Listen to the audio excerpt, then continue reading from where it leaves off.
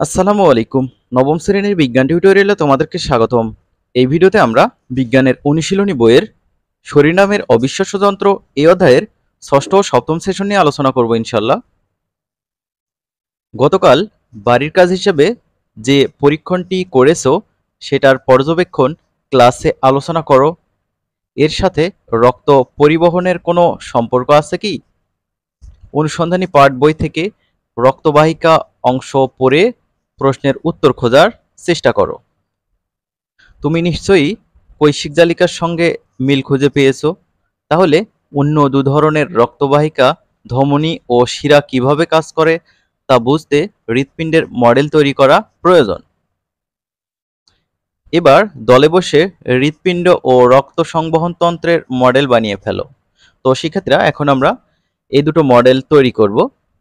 তারপর এখানে বলেছে মডেল বানানো শেষে প্রত্যেকটা দল তাদের মডেল উপস্থাপন করো এবং হৃৎপিণ্ড কিভাবে কাজ করে, ধমনী ও শিরা কিভাবে অক্সিজেন ও কার্বন ডাই অক্সাইড সমৃদ্ধ রক্ত হৃৎপিণ্ড, ফুসফুস, সারা দেহে ছড়িয়ে দেয় তা ব্যাখ্যা করো।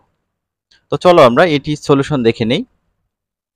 শিক্ষার্থীরা, তোমরা যদি এখনো চ্যানেলটি সাবস্ক্রাইব করে না থাকো, তোমরা চ্যানেলটি সাবস্ক্রাইব করে রাখবে পরবর্তী ভিডিওগুলো পাওয়ার জন্য।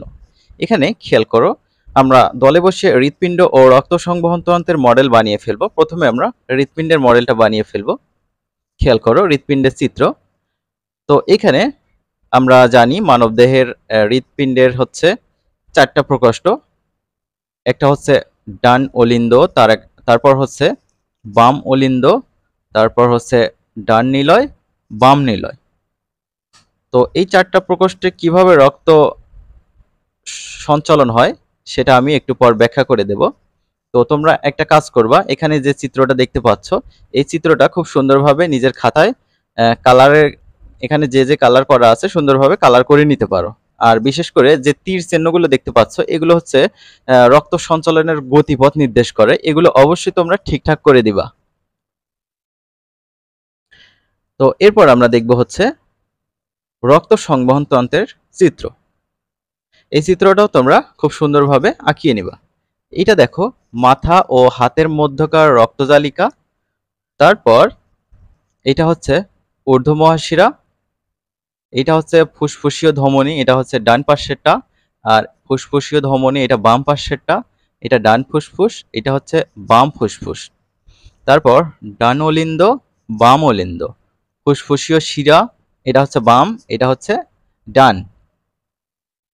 তারপর খেয়াল করো নিম্ন মহাশিরা, ডান নিলয়, বাম নিলয়।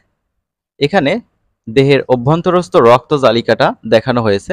এখানেও তীর চিহ্নগুলো যেভাবে যেভাবে রয়েছে সেভাবে তোমরা নিজের খাতায় অঙ্কন করে নেবা। এখানে লাল কালার দ্বারা বোঝানো হচ্ছে অক্সিজেন যুক্ত রক্ত, আর আরেকটা কালার রয়েছে, এইটা কার্বন ডাই অক্সাইড যুক্ত রক্তকে নির্দেশ করা হয়। এটা পায়ের মধ্যকার রক্ত জালিকা, এই পাশেরটা। তো এটা হচ্ছে মানবদেহের রক্ত সংবহন তন্ত্র। আশা করি তোমরা এটি এঁকে নিতে পারবা। আমরা এর ব্যাখ্যাটাতে যাই। হৃৎপিণ্ডের মধ্যে রক্ত সঞ্চালনের পদ্ধতি ব্যাখ্যা। হৃৎপিণ্ডের অলিন্দ দুটি প্রসারিত হলে শরীরের বিভিন্ন অংশ থেকে রক্ত এসে হৃৎপিণ্ডে প্রবেশ করে।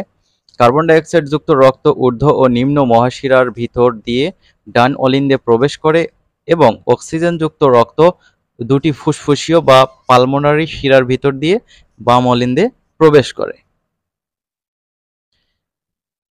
উপরে অলিন্দ দুটির সংকোচন হলে নিচের নিলয় দুটির পেশি প্রসারিত হয়। তখন ডান অলিন্দ নিলয়ের ছিদ্রপথের কপাটিকা বা ভালভ খুলে যায় এবং ডান অলিন্দ থেকে কার্বন ডাই অক্সাইড যুক্ত রক্ত ডান নিলয়ে প্রবেশ করে। ঠিক একই সময়ে বাম অলিন্দ থেকে বাম নিলয়ের ছিদ্রপথের ভালভ খুলে যায়। তখন বাম অলিন্দ থেকে অক্সিজেন যুক্ত রক্ত বাম নিলয়ে প্রবেশ করে। এর পরপরই ছিদ্রগুলো কপাটিকা দিয়ে বন্ধ হয়ে যায়। তখন নিলয় থেকে রক্ত আর অলিন্দে প্রবেশ করতে পারে না। যখন নিলয় দুটি সংকুচিত হয় তখন রক্ত পরিশোধিত করার জন্য ডান নিলয় থেকে কার্বন ডাই অক্সাইড যুক্ত রক্ত ফুসফুসীয় ধমনীর মাধ্যমে ফুসফুসে প্রবেশ করে।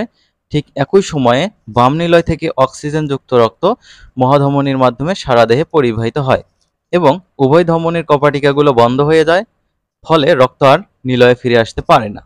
এভাবে হৃৎপিণ্ডে পর্যায়ক্রমিক সংকোচন এবং প্রসারণের ফলে রক্ত সঞ্চালন প্রক্রিয়া অব্যাহত থাকে।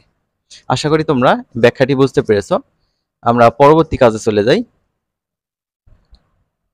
এখন এখানে বলছে অনুসন্ধানী পাঠ বই থেকে রক্তচাপ, কোলেস্টেরল, লিউকেমিয়া, হার্ট অ্যাটাক ইত্যাদি রক্ত সংবহনতন্ত্রের রোগের লক্ষণ, কারণ, চিকিৎসা ও প্রতিরোধ সম্পর্কে জোড়ায় বসে পড়ে নাও। এটা তোমাদের কাজ।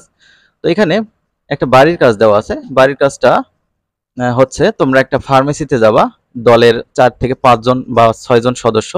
ফার্মেসিতে গিয়ে এই প্রশ্নগুলো ফার্মেসিকে করবা।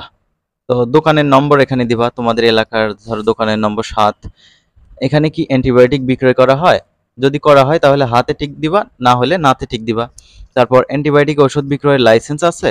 যদি থাকে হা দিবা, না থাকলে না দিবা। তো আমি এখানে হা দিলাম। কোন ধরনের অ্যান্টিবায়োটিক বেশি বিক্রয় হয়? সাপোজ দোকানদার বলল সিপ্রোসিন, সেফ3, তারপর হচ্ছে অ্যামক্সিসিলিন।